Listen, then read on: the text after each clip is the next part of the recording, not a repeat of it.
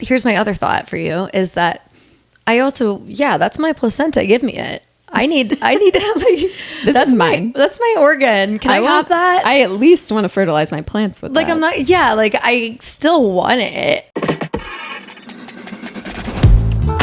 You're listening to the Pelvic Freak Show with your hosts, Amanda Neary and Hannah Meyer. Hey, Pelvic Freaks. Welcome back to another episode of the Pelvic Freak Show. Where you're freaks for us and we're freaks for your pelvis, baby. Hannah, what's going on? I am just coming down from listening recently to our Jane's episode that we had last week. That was so good. Literally so good. Guys, this was our... Actually, did we do a two-part episode with Hannah the first time? I think we... No. I think it was just one episode, I believe. Either way. It was very long. Yeah, it was a long episode. We've had Hannah Linsky on the podcast before, and this was our second time having her on the podcast to specifically talk about the Janes. So it was like a history lesson, a really important one, and a really fascinating one, especially if you care about women's reproductive health in the United States, especially Chicago.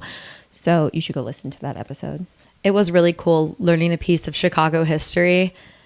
And honestly, I would say more... I probably got chills like 4 or 5 times throughout listening to this story. Yeah, because because it was recent history, you can put yourself in the shoes of someone, and like because it was here too, like I could picture what that could have felt like or something. I don't know. It was very interesting. No, it's cool. I still have on my list to watch that documentary. Yeah.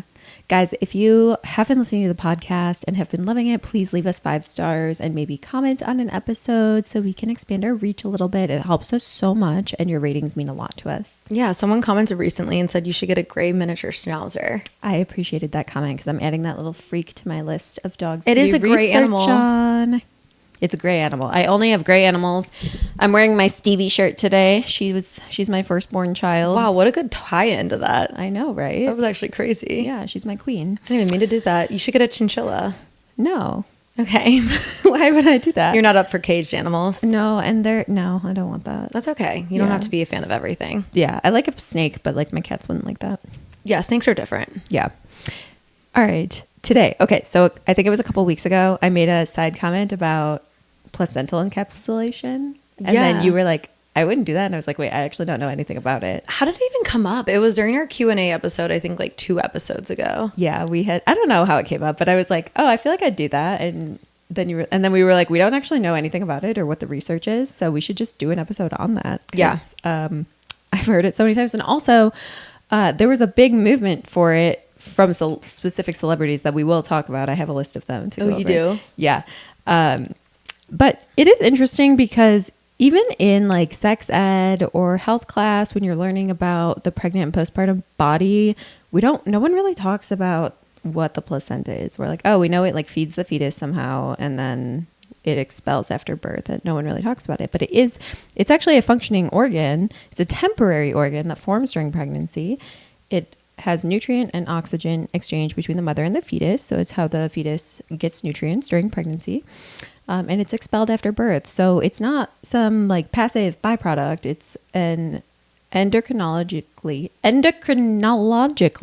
Whoa. Endocrinologically. That's a crazy word. Active organ, right? So it carries hormones, and then we get rid of it. It gets out of the body after birth. Yeah, no, when you learn about getting pregnant and delivering a baby, you don't think at all about the other thing you got to deliver. Mm-hmm. And that's the placenta. Yeah, I think most people don't even remember doing that because at that point you're like blacked out and you have a baby to look at. So yeah, wild. So placental encapsulation is a process. It's not federally regulated or medically regulated, so they don't do it at the hospital. It's usually a third party that you would pay.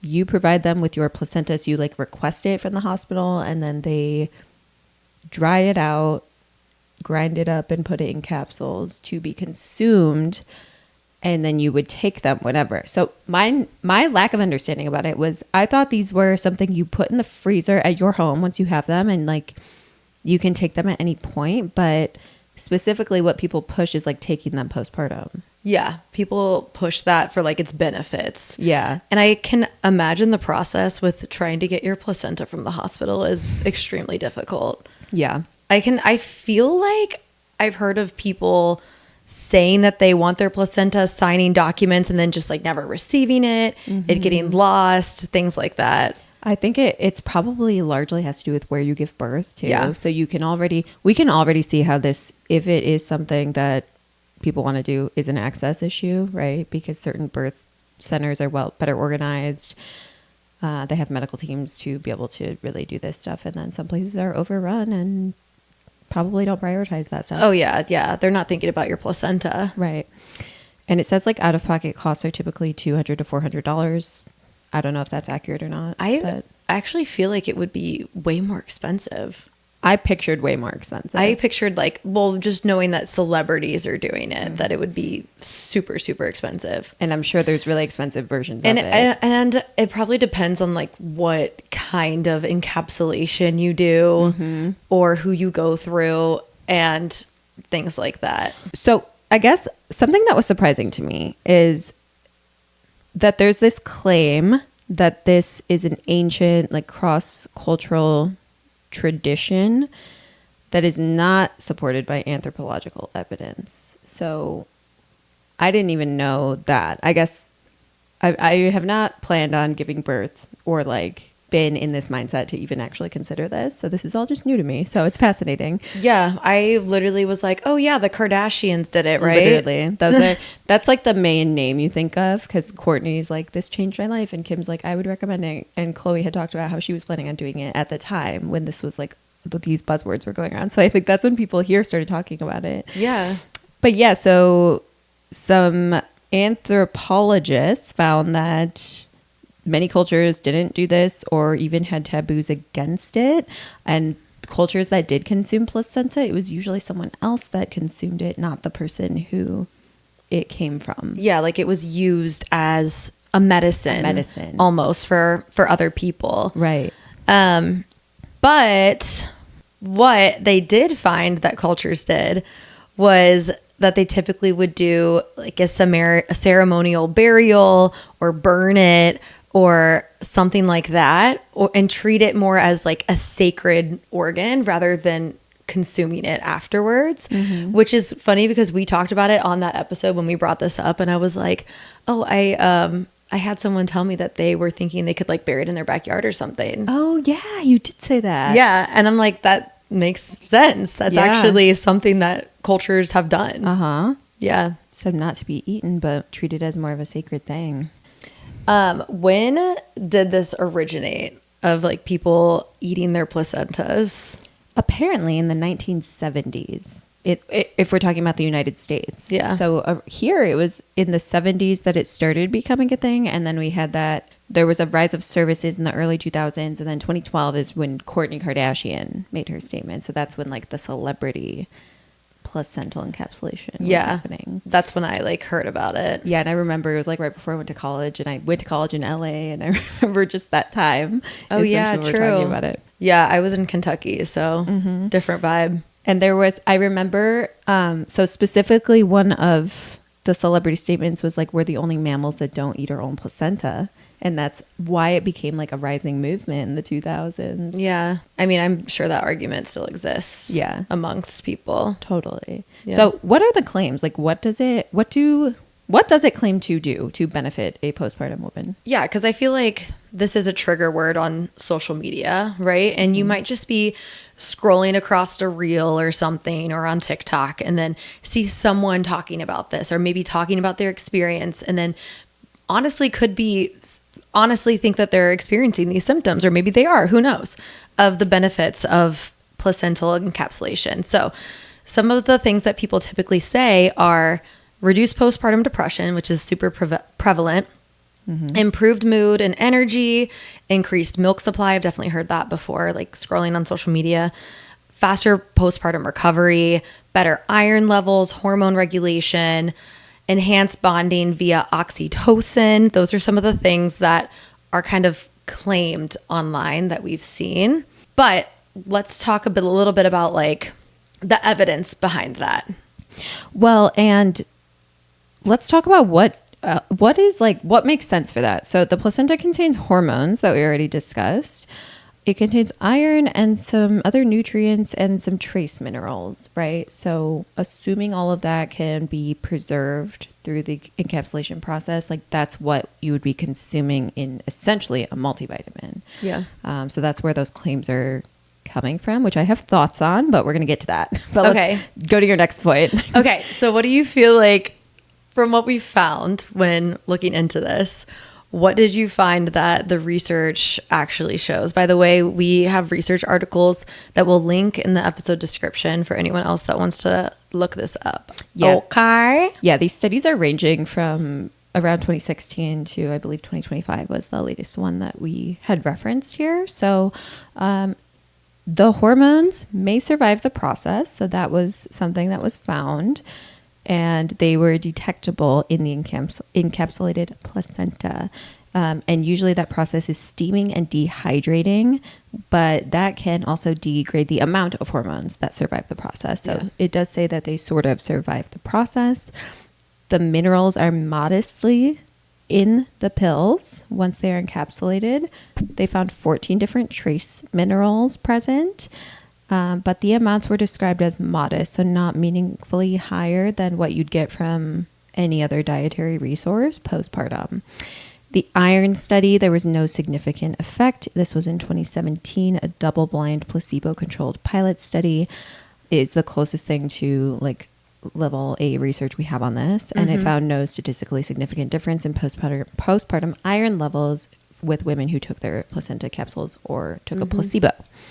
Mood and postpartum depression is really fascinating because their studies found no benefit. A larger study in 2023 found that 6,000 women in community birth settings had higher postpartum depression screening scores than those who did not. So that is significant, right? Yeah.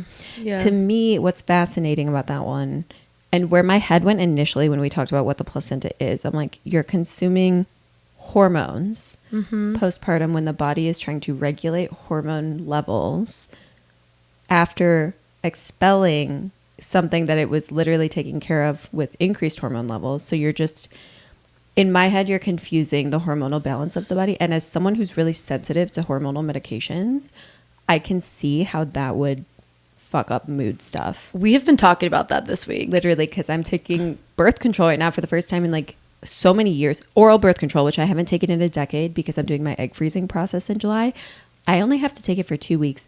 I'm 9 days in and I feel insane. Yeah. Like, to add hormones when the body naturally is like reducing them for whatever reason, it seems counterintuitive to me for mood stuff. Yeah. Yeah. For mood things, like the mood related aspect. Yeah. Yeah. And then, I mean, obviously we're not knocking birth control. Like birth control is super important, but we love birth control. It can, especially like you're taking it for how long has it been since you've been on birth control? Ever? Yeah. I haven't been on it since 2022. Okay. So yeah, that's a good 4 years. Yeah. How long did it take for you to feel like you regulated after? 2 full years. Oh, wow. Yeah. Skin, body, everything. Just feeling sluggish or feeling like my exercise capacity had changed in some way. Yeah, it was and I was on the NuvaRing, which is a super low dose localized hormonal birth control. Okay. Because it's a vaginally inserted one. So I couldn't actually deal with oral birth control. I took it for the first 2 years and I literally felt crazy. So then I switched to the NuvaRing during undergrad. I was 20 and I was on that from 20 to 28, so like 7 years probably. And then it took me 2 years to adjust and now I feel great. And so I was really stressed about taking this now. I love birth control. I think if it works for you, it's amazing. It's an amazing thing to have access to. We need to have access to it. Yeah. So I think the important thing to note here too is that there's different options of birth control. If birth, like for example, like endo, a lot of people are going on birth control for endometriosis. There are options and different types of birth control used for endo. Same thing, like whatever you are going on, if you're feeling a lot of mood changes when you're going on birth control, if it's just like Amanda, you take the pill and you're like, whoa, that might not mean like birth control is not for me, it's good to experience different options, like the NuvaRing, like Amanda was saying too. Mm-hmm. Yeah, the NuvaRing was great until I got sensitive to that, but for 7 years it was perfect. Yeah, and this isn't a birth control episode. We could talk about that all day. We could talk about it on another episode, but that was just like a little sidebar. Yeah, all to the point of hormones affect people differently. Yeah. And affect people in general. So adding a hormonal supplement that doesn't have a lot of research on it, I can see why this is controversial. Yeah. Right. Exactly. So the last piece of evidence that we're finding here was this study in 2025 actually found pretty much no evidence of benefit across any of these commonly talked about outcomes that we were discussing a little bit earlier. And that's 2025. That's last year. That's last year. So updated recent research. Okay. Yes.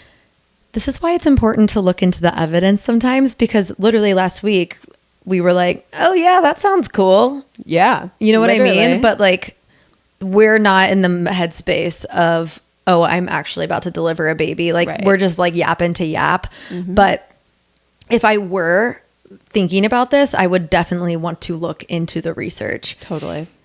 Research can get really messy and confusing sometimes, especially for people that don't know how to navigate it. So you guys have these links for you guys in the episode description, as always. Yeah. Okay.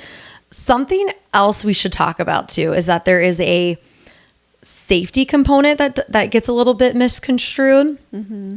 I don't know how many people, something that we don't have is like how many people have done placental encapsulation. I actually don't know what that number is or how common it is, but I do hear it talked about it a lot. Like I said, like a trigger word. But Amanda, what are some of the risks that these studies have found that we don't hear when we're scrolling on social media? I'm glad you asked, Hannah. One of the risks is bacterial contamination. So the CDC has published a case report or two on issues with this, but the gist is the placental encapsulation process does not eradicate infectious pathogens, right? So you run that risk of pathogens being present in the capsules. There's no regulatory standards that exist on that, so it's not very regulated. And so there's just, we just don't know a lot about it, right? So it's a risk. Sorry. I'm laughing because Felix is about to join in the camera. Yeah, Felix is, he wants into this discussion. He has a lot to say about this. So we also have, this one's interesting because you made a comment like, if it comes out of my body, it's not meant to go back in. And one of the other risks is heavy metals. So there's things that the placenta accumulates, like lead, arsenic, and mercury from the maternal environment. Don't ask me the details on that. I don't know how that happened. That could be its own episode, I'm sure. Yeah, exactly. Concentrations vary, but maybe we're not supposed to be consuming those things, or we don't know enough about them, right? We have hormonal disruption risks, which was like where my brain intuitively went at first. And this is interesting. I didn't read this before, but people who are more at risk, those with HIV, hepatitis, herpes, or Lyme disease, are generally advised against encapsulation, probably because of the pathogen risk or the bacterial risk in it. Yeah.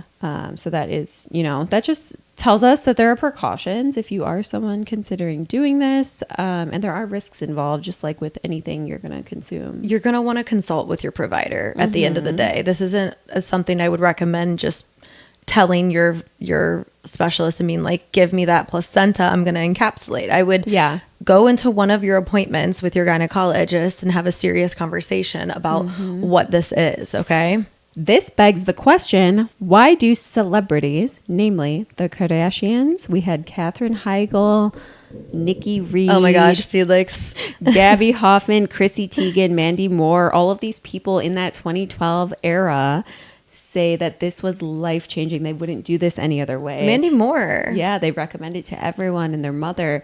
What do all of these people have in common, Hannah? A lot of money. A lot of fucking money and access and people in their circle that, like, do I think the only thing Kourtney Kardashian took postpartum was her own placenta encapsulated?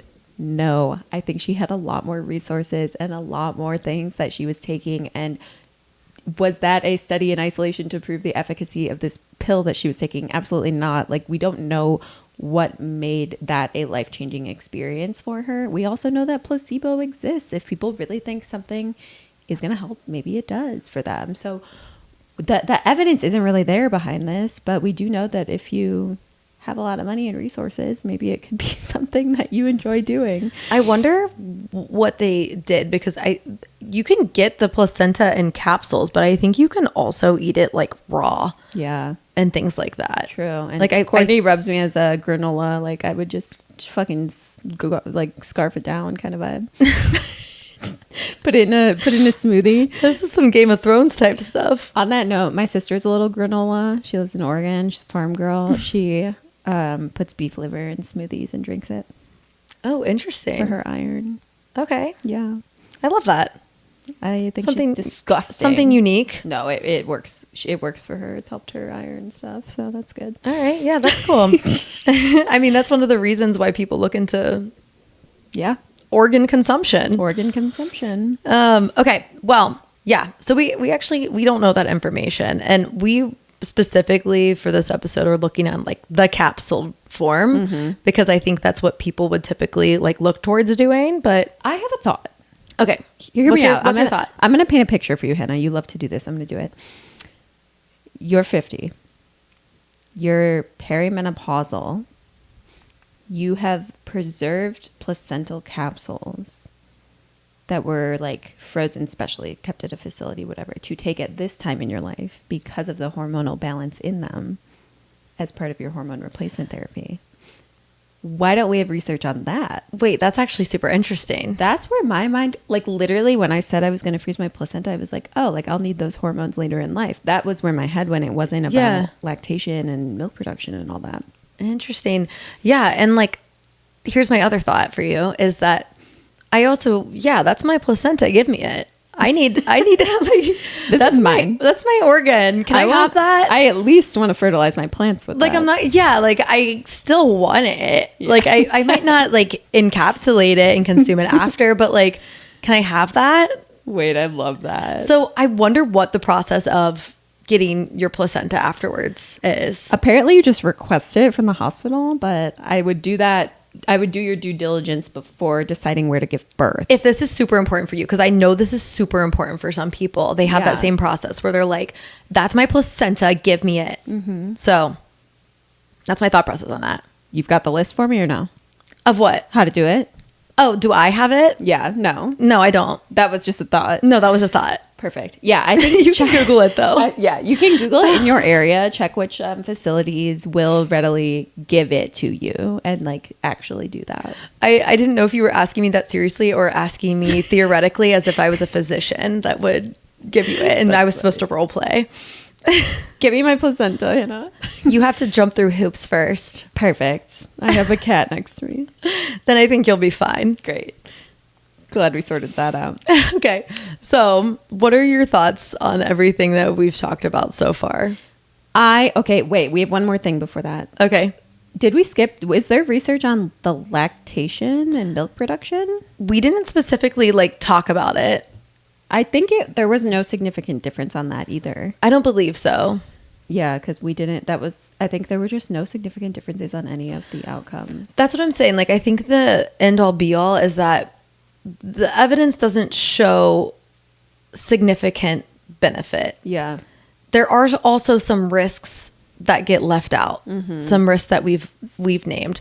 There's risks to so many things in this world, so that you can take that with or without. If you're like, those risks don't bother me, whatever. Mm-hmm. Like, just knowing that exists, because I feel like a lot of people see it and think like, all right, I'm going to do this thing. And then they just jump into it. You read about all the pros, but it's important to look at it from both angles. You know what I mean? Yeah. And it's also important to note, like, not everything has to be FDA approved or like a approved process to work. Like, for example, egg freezing isn't even an approved thing yet, but it's been working for people to have children in laboratories for over 20 years. So like, some of these things aren't going to get to that point in the process because they're like a different type of medicine or whatever. But I think what's more important is knowing the risks and deciding for yourself if it's the right decision for you. My verdict here today is I want research on menopause and placenta. And I want to see if anyone's doing that. Yeah, it's interesting. I want to look into that. I'm a no for taking it postpartum. I just don't think I'm going to take a hormonal thing unless I'm in menopause. I don't think I would go through that process. However, I do think that I could find myself being like, I want my placenta. Yeah. But I could also see myself being postpartum and being over it and being like, I don't care that much anymore. Yeah. So I can't really say what I will do as future me.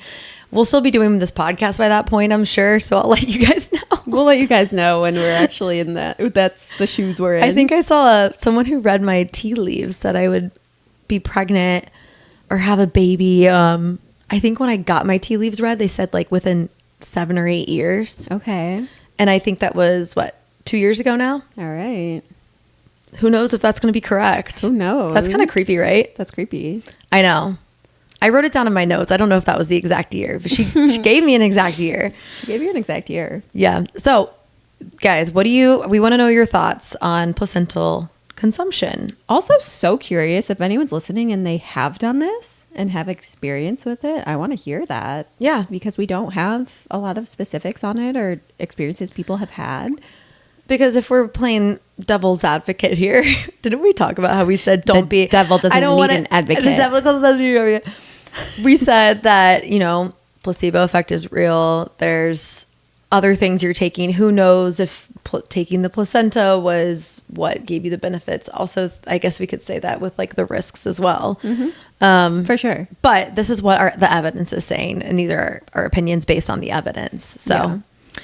I don't know, guys. What do you think? Yeah, let us know what you think. I am glad we did this episode because I feel like I learned a lot. Yeah, a little bit of like a spin-off, like weird episode, but I'm kind of into it. And give us anything you want to learn more about that is, whether it's like a practice that's done in reproductive health or just concept that's done medically that we haven't touched on yet that you want to hear us talk about and do some research on, let us know. Yeah, we'll look into it. And at the end of the day, this isn't our field of study. This isn't what we're looking at day to day. This is just something in the realm of women's health that we were like, whoa, we don't know much about that. So at the end of the day, always ask your healthcare provider, ask your OB, ask your gynecologist, and get their opinion because they're going to be the people that have the info for you on that. We're just two people that are looking into the evidence that is available to everyone online. This is public accessible evidence-based research. Yeah, we're analyzing evidence. We're not giving you clinical advice. You're not our patient. You're a listener. So you're a pelvic freak. And we're also judgment-free. Kim Kardashian ate her placenta. I'm not judging you. Yeah, go for it, girl. Yeah. You know what they didn't look into was skin benefits, and I am curious about that. And maybe that'll outweigh all the risk for you. Maybe if it makes you super beautiful, I could be in. I could be looped back in. Everything is so controversial nowadays because there's so much evidence that can sway you one way or another based on how it's marketed. Yeah, and evidence itself is sometimes not. I mean, we know like this stuff doesn't get funding and it isn't researched enough. So evidence is so limited. Mm-hmm. Yeah, it is. The underfunded part is an important concept to note. Mm-hmm. But we yap about that a lot. Yeah. All right, pelvic freaks, make sure you leave us 5 stars if you're loving the podcast and follow us on social media at The Pelvic Freak Show, where you can submit questions for us at the link in our bio or just shoot us a DM. Pelvic Freaks, you have been DMing us a lot lately and we see our DMs and we will get back to you if you message us, okay? Mm-hmm. Like that's just who we are. That's who we be. That's who we be. Cool. All right, bye pelvic freaks. Bye pelvic freaks.